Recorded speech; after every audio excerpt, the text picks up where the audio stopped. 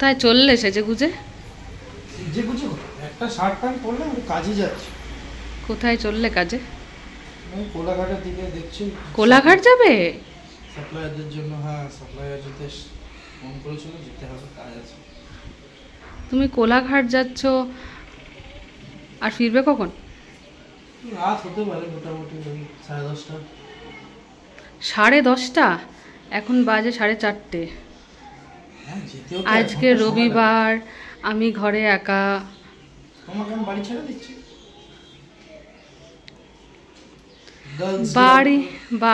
বাড়ি তো ঠিক আছে, কিন্তু কোলাঘাটের লোভটা তো একটু বেশি লাগছে এই মুহূর্তে আমার।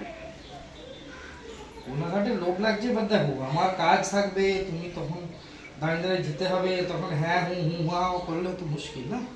কাজ তো কাজ করতে হবে। কোলাঘাটে সে তুমি কাজ করবে, আমি নদীর ধারে বসবো। নদীর ধারে বসবে একলা? নদীর ধারে বসাই যায়, সেটা না, কিন্তু বেশিক্ষণ বসা যাবে না। না, ব্যাপারটা হচ্ছে কাজ তো আগে। যখন গিয়ে ফোন করে ওরা আসলে ওরা আবার বলবে। আবার সেন্ট মেখে যাচ্ছে। শোনো, আমার লোভ লাগছে তোমাকে দেখে। কোলাঘাটের লোভটা আমি সামলাতে পারলাম না, তোমাকে নিয়ে যেতেই হবে। না, নিয়ে যাওয়া মানে এখন তোমার এখানে যাওয়া যাবে না, ওখানে যাওয়া যাবে না, সব জায়গায় তারপর দাঁড়াতে হবে, তখন তোমার অসুবিধা। তো তুমি কি সাপ্লায়ারদের সঙ্গে কোথাও খারাপ জায়গায় যাবে নাকি? হ্যাঁ, খারাপ জায়গায় কেন যাবে? সাপ্লায়ার সেখানে যেতে হবে, কাজ করতে হবে। তো সেখানে আমিও যাব। কোলাঘাটের লোভটা এই মুহূর্তে আমি সামাল দিতে পারছি না, তার উপর আজ রবিবার, অফিস নেই। তুমি একটু বোঝো, আমাকে নিয়ে চলো সঙ্গে। তোমাকে তো কালকেই ঘুরতে নিয়ে গেলাম। সে ভালো যে বউকে ঘুরতে নিয়ে গেছো, তাতে মন্দ কি, কিন্তু কোলাঘাটটা তো কোলাঘাট না। অমন নদী আছে বলো? এত সুন্দর হাওয়া, তারপরে কোলাঘাটে আমাদের কত স্মৃতি। KFC-তে গেছি, ডমিনোজে গেছি, তো ওখানে একটু খাওয়া দাওয়া করেও আসতে পারবো। আচ্ছা ঠিক আছে, চলো তাড়াতাড়ি রেডি হও।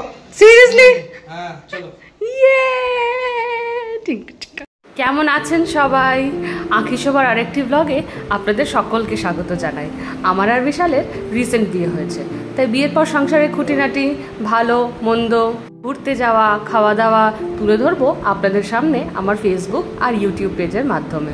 রবিবারে তো অনেকগুলো কাজ থাকে ঘরে, মোটামুটি সব কাজ সেরে একটু শুতে গিয়েছিলাম। লাইট বন্ধ করে পাখা চালিয়ে যখন শুতে গেছি, তখন দেখছি কর্তামশাই রেডি হচ্ছেন কোথাও একটা যাওয়ার জন্য। জিজ্ঞেস করায় জানতে পারলাম ব্যবসার কাজে কোলাঘাট যাচ্ছে। ব্যাস, ধরে নিয়েছি জেদ, আমাকেও সঙ্গে করে নিয়ে যেতে হবে। প্রথমে একটু না করলেও শেষে রাজিই হয়েছে নিয়ে যাওয়ার জন্য, কিন্তু একটা কন্ডিশন দিয়েছে যে 10 মিনিটে রেডি হতে হবে। তাড়াতাড়ি জামা কাপড় পরে রেডি হয়ে নিচ্ছি, বেরোচ্ছি আজকে আমরা কোলাঘাটের উদ্দেশ্যে। সাপ্লায়ারদের সঙ্গে কথা বলার জন্য যেতে হতো আজকে ওকে 6-7টা জায়গা, কিন্তু গাড়িতে চাপার পর দেখলাম 2-3 জনকে বারণই করে দিল যে আজকের মিটিংটা হবে না। যাই হোক, পরিস্থিতি বুঝেও ডিসিশন নিয়েছে, আমি তো চেপে পড়েছি পেছনে গাড়ির। বেরোচ্ছি আমরা এখন খড়গপুরের ইন্দা বাজারটা, দাঁড়িয়েছি এখন একটু পেট্রোল পাম্পে। হচ্ছে এখন সূর্যাস্ত, গোল্ডেন আওয়ার। কি অপূর্ব সুন্দর লাগছে দেখুন, পুরো আকাশটা মনে হচ্ছে কেউ তুলি দিয়ে বিভিন্ন রং ঢেলে দিয়েছে। গল্প করতে করতে পেরিয়েছি অনেকটা রাস্তা, সূর্য প্রায় ডুবেই গেছে। এখন আমরা পেরোচ্ছি খিরাই বলে একটা জায়গা। মেদিনীপুরের খিরাই বিখ্যাত হচ্ছে ফুলের চাষ আর ব্যবসার জন্য। এই হাইওয়ে দিয়ে যাওয়ার সময় খুব একটা ফুলের কিছু দেখতে পেলাম না, কিন্তু বিশাল বলল ভেতরে গ্রামের দিকে প্রচুর চাষ হয়। একদিন ভাবছি যাব, সঙ্গে আপনাদেরকেও নিয়ে যাব। শীতকালে গেলে মনে হয় বেশি ভালো হবে। খিরাইয়ের পরে 2টো জায়গায় দাঁড়িয়েছিলাম আমরা, সাপ্লায়ারদের সঙ্গে বিশাল কথা বলার জন্য দাঁড়িয়েছিল। এখন আমরা আবার ধরেছি পথ, এটা পেরোচ্ছি দেউলি পার করে আর একটা জায়গায় দাঁড়িয়েছি। এটা হচ্ছে মেন দেউলির বাজারটা। এখানে এই চা দোকানটা খুব বিখ্যাত, তাই দাঁড়িয়েছি আমরা একটু চা খাওয়ার জন্য।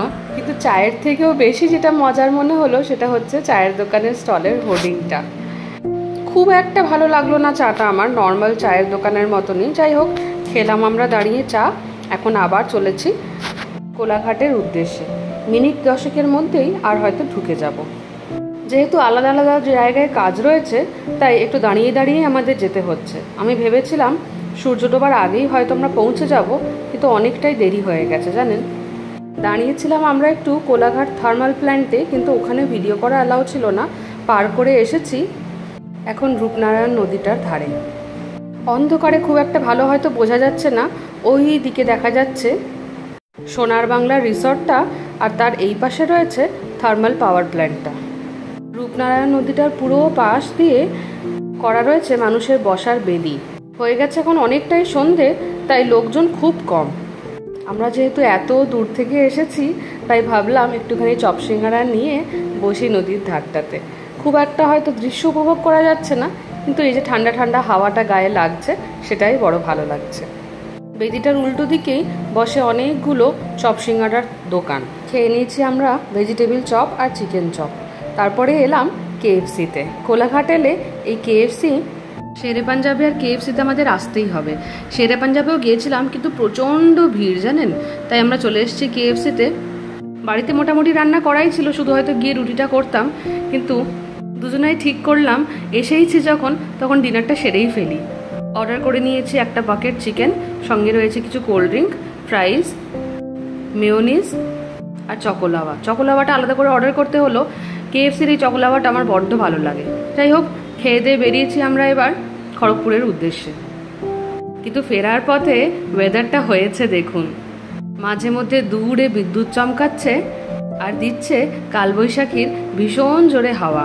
যতক্ষণ এই দূরে বিদ্যুৎ চমকাচ্ছে আর হাওয়াটা দিচ্ছে, এই গাড়িতে বসে যেতে বেশ ভালো লাগছে। কিন্তু যেই বৃষ্টিটা শুরু হয়ে যাবে, তখন আর গাড়িতে করে যাওয়া যাবে না। ঠিক দেখুন, বলতে না বলতেই হয়ে গেছে মুষলধারে বৃষ্টি শুরু, আর ভীষণ জোরে জোরে বাজ পড়ছে। পেয়ে গেছিলাম সামনেই একটা দোকানের শেড, ওখানে দাঁড়িয়েছি দুজনে, প্রায় আধ ঘন্টা মতন বৃষ্টি হলো জানেন, আর ভীষণ জোরে জোরে বাজ পড়ছে। সেটাই দেখতে খুব ভালো লাগছে। আমরা দুজনেই এই ওয়েদারটা খুব উপভোগ করলাম। বৃষ্টিতে ভিজতে আমার খুব ভালো লাগে, আমি তো বলছিলাম এই বৃষ্টিতেই চলো, কিন্তু বিশালের আবার বৃষ্টিতে ভিজলেই দেখি সর্দি কাশি হয়ে যায়। কি দরকার, তাই একটু দাঁড়িয়ে গেছি শেডের। মোটামুটি বৃষ্টিটা ছেড়েছে, এখনও পড়ছে একটু ঝিরঝির করে, কিন্তু এইটাতে মোটামুটি বেরোনো যাবে। চলুন আস্তে আস্তে বেরোই আমরা। ফেরার পথে যাব একটু বাড়ি ভাবছি। বৃষ্টিটা থেমেছিল তখন আধ ঘন্টা মতন রাস্তা আমরা এসেছিলাম, তারপরে আবারও বৃষ্টি শুরু হয়ে গিয়েছিল। কিন্তু এইবারের বৃষ্টিটাতে আমি জোর করে বিশালকে ভিজিয়েছি, আমার খুব ভালো লাগে বৃষ্টিতে ভিজতে। যাই হোক, চলুন আমরাও আস্তে আস্তে ধরি বাড়ির পথ। ভিডিওটাও তাহলে আজকে এখানে শেষ করছি। সবাই খুব ভালো থাকবেন, সুস্থ থাকবেন। ভালো লাগলে লাইক, শেয়ার, সাবস্ক্রাইব করুন। Thank you.